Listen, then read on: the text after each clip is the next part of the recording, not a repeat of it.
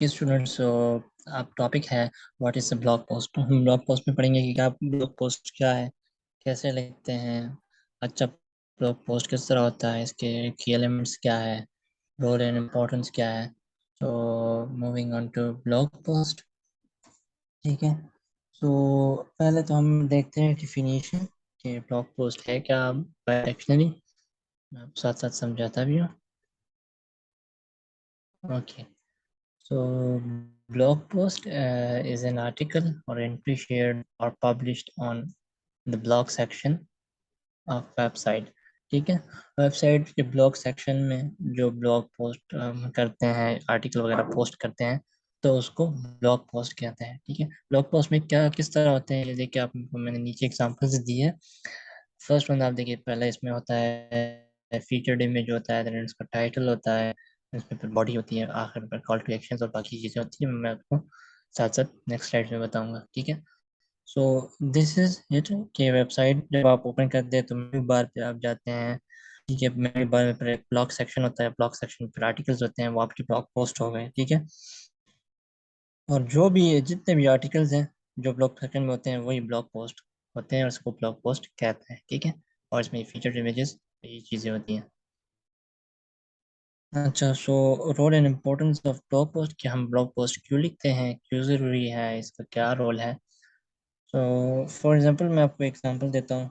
आपका एक वेबसाइट है डिजिटल मार्केटिंग का, उसमें आप डिफरेंट सर्विसेज दे रहे हैं, एसईओ की, कंटेंट की, फेसबुक एड्स वगैरह, गूगल एड्स होगी।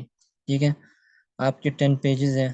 ठीक है। वेबसाइट पे आप ये सर्विस दे रहे हो, उसमें आपने 10 to 15 कीवर्ड्स या 15 to 20 कीवर्ड्स टारगेट किए हैं। लेकिन अगर आप चाहते हैं कि मतलब आप ज़्यादा कीवर्ड्स को टारगेट करें, तो आपको क्या करना होगा, आपको अपनी कंटेंट की रेंज जो है वो ज़्यादा करनी होगी, मतलब कंटेंट ज़्यादा लिखना होगा उन 10 पेजेस पे। ठीक है। तो फिर उसके लिए आप क्या करेंगे, ठीक है, आप जब कंटेंट लिख लेंगे 10 पेजेस के लिए मैक्सिमम कंटेंट, क्योंकि आप ज़्यादा कीवर्ड्स टारगेट कर रहे हैं, क्योंकि अगर आप मतलब फॉर एग्जांपल 100 से 150 तक आप कीवर्ड्स टारगेट करते हैं, तो उसके लिए मतलब आप इतनी कम कंटेंट में नहीं कर सकते, फिर उसमें कीवर्ड स्टफिंग आ जाती है और बाकी एरर्स और प्रॉब्लम आ जाते हैं। तो इसलिए आपने मतलब 600 से 2000 तक रेंज जो है वो एक ब्लॉग पोस्ट की रेंज है, आर्टिकल की रेंज है। उससे ज़्यादा भी आप कर सकते हैं। ठीक है। तो उसके लिए आपको ज़्यादा कंटेंट चाहिए होगा, अगर आपको ज़्यादा कीवर्ड्स टारगेट करने हैं। ठीक है। तो इससे क्या होगा, इससे जब आप लोग पोस्ट लिख देंगे, पोस्ट कर देंगे, तो इससे आपके वेबसाइट पे ट्रैफिक आ जाएगा। ठीक है। ट्रैफिक आ गया, ट्रैफिक की वजह से आपकी जो एसईओ है वो भी इम्प्रूव हो जाएगी। ठीक है। देन उसके बाद आप उससे लीड जनरेट करेंगे। लीड किस तरह जनरेट करेंगे, फॉर एग्जाम्पल आप जो आपकी जो टॉप वेब पेजेस है उनको रीराइट करके और उनको लिंक देंगे। इस तरह फॉर एग्जाम्पल लिंक जनरेशन किस लिए होती है कि मतलब आप ट्रस्ट बिल्ड करें, मतलब अपने रीडर्स में, मतलब न्यू न्यू कस्टमर्स किस तरह बनाएंगे आप।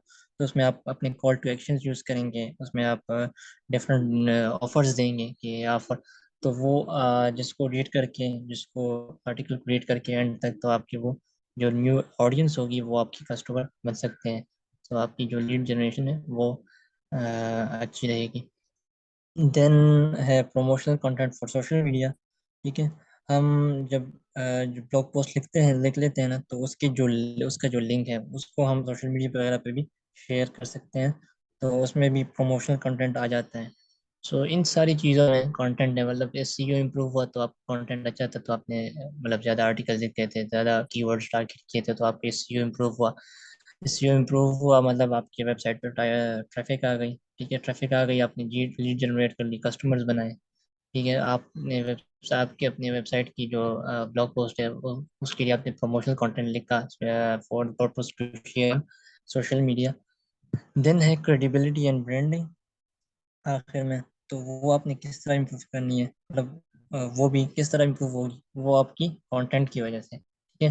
कंटेंट किस किस पे होगा, फॉर एग्जाम्पल आपके ब्लॉग पोस्ट में आपने अपने सर्विस पेजेस को लिंक किया है अपने ब्लॉग से, या एसईओ सर्विसेज दे रहे हैं तो आपने एसईओ के बारे में भी लिखा है, डिजिटल मार्केटिंग के बारे में लिखा है, तो आपने डिजिटल मार्केट आपने लिंक किया है अपने सर्विस पेजेस से कि हम ये सर्विस दे रहे हैं। ठीक है। और ब्रांडिंग क्रेडिबिलिटी किस तरह होती है? फॉर एग्जांपल हम सर्च करते हैं डिजिटल मार्केटिंग गूगल, तो हमें मतलब मैंने रिसेंटली सर्च किया तो उसमें आया था Neil Patel is the famous digital marketer.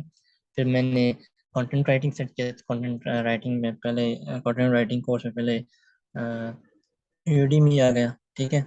सो ये क्या है, ये क्रेडिबल है, क्रेडिबल वेबसाइट्स हैं। और ये इनकी ब्रांडिंग हो रही है, किस वजह से हो रही है? कंटेंट की वजह से। ब्लॉग पोस्ट उन्होंने अच्छे लिखे हैं, उसकी एसईओ अच्छी है, ट्रैफिक अच्छा आ रहा है, तो गूगल भी खुश है, उनको रैंक कर रहा है, ठीक है। फिर जो average count, word count of लोग है वो है 600 to 2000, जिस तरह आपको मैंने बताया, लेकिन ये एग्जैक्ट नहीं है कि मतलब ये एक रूल है, आपने इसी पे टिकना है। But you can write up to 3000, कोई मसला नहीं, लेकिन एवरेज जो है वो 600 to 2000 है, ठीक है। So then we are moving to next.